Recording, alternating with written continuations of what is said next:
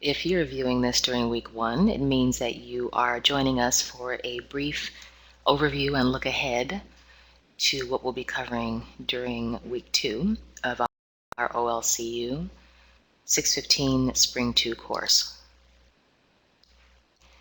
One item of note, if you have not had an opportunity to do so,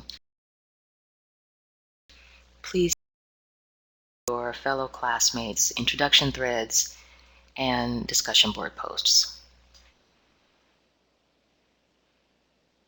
3 areas that are important for us to know, note, and hold on to moving forward are context, experience, and perspective.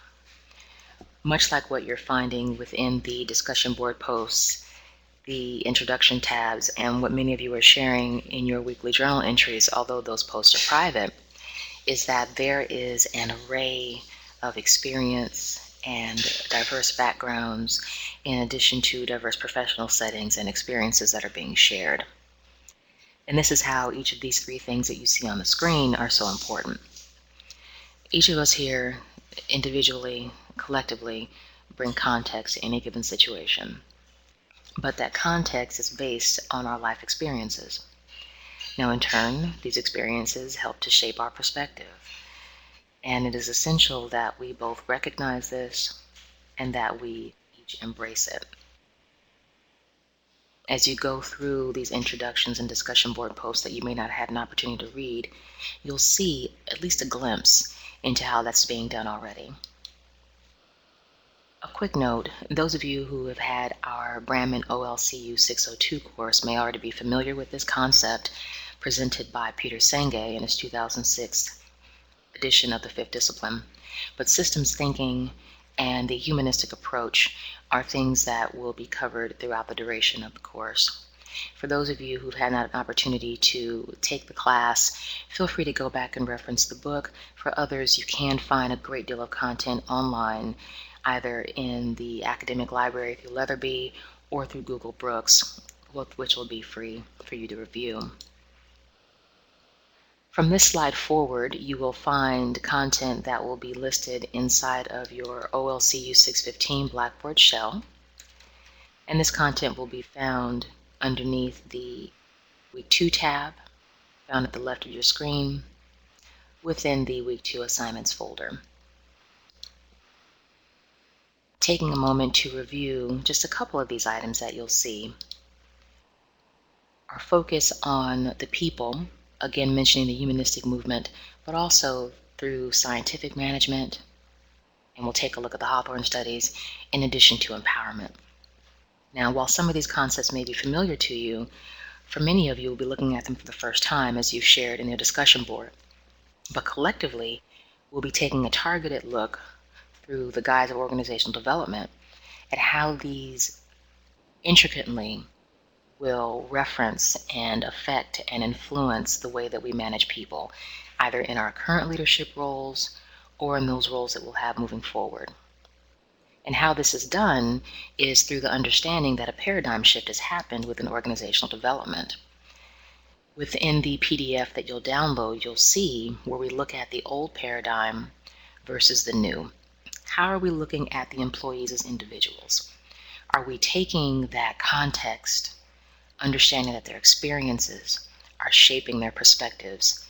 Are we acknowledging our stakeholders, both internally and externally, and putting value on those experiences and perspectives? How does all this relate to that level of respect that not only we should be giving them and that we expect in return? Within our each individual organization, we are going to be able to see in what ways, if at all, our organizations have changed. Are they developing? The different types of change that we'll look at, you'll be able to see on your screen, but also within that PDF.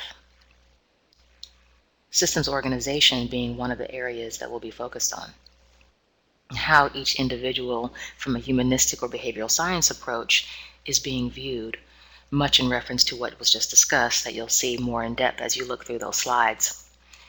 I was recently given the opportunity to present at the Council of College and Military Educators, or CCME's national conference, for those of you that are familiar with it.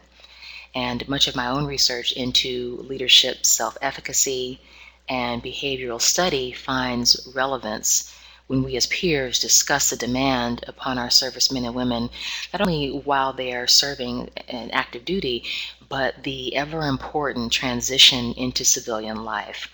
Many of our students here at Brandman as a whole, but as we've seen in the introduction threads, also in this course, have had their own unique experience going from finding out that it is now time to be a retired military member and then making that transition into the civilian world. Some of you are undergoing this now. And what context do we place on this as it relates to interacting with one another? One of the wonderful things about being in a course where each of us have such different backgrounds is that we are now able to be exposed to minds that have a different context because of their life experiences than those that we have had exposure to. And this indeed helps us to grow. As one of my students who is an E7 in the National Guard reminded me recently, as she leads and supervises a group of over 30 soldiers, is that it requires the same type of attention to the system and to the process that someone who is an executive at a company in the private sector would have to attend to. And as we move forward, we'll be able to see how these are all interrelated. One additional item that I want to share with you before we close relates to how the systems view of leadership, as far as Haynes sees it, takes us from self to organization environment. When you get to this slide, take a look at it and see how that basic level of awareness through discussion of vision and values, both of which many of you have discussed in your week 1 journal entries, takes us to a shared synergy, how we're looking at a perspective from a global standpoint, at the collective, if you will. As you go through the upcoming week 2 assignments, take some time to do your own reflection. If you want to discuss that in your journal, you can. Again, those are private, but as those of you who've already posted will see, I will give you feedback and answer any questions that you might have for me.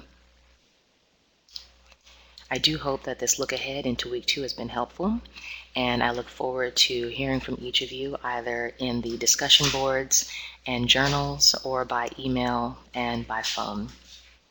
Enjoy your weekend.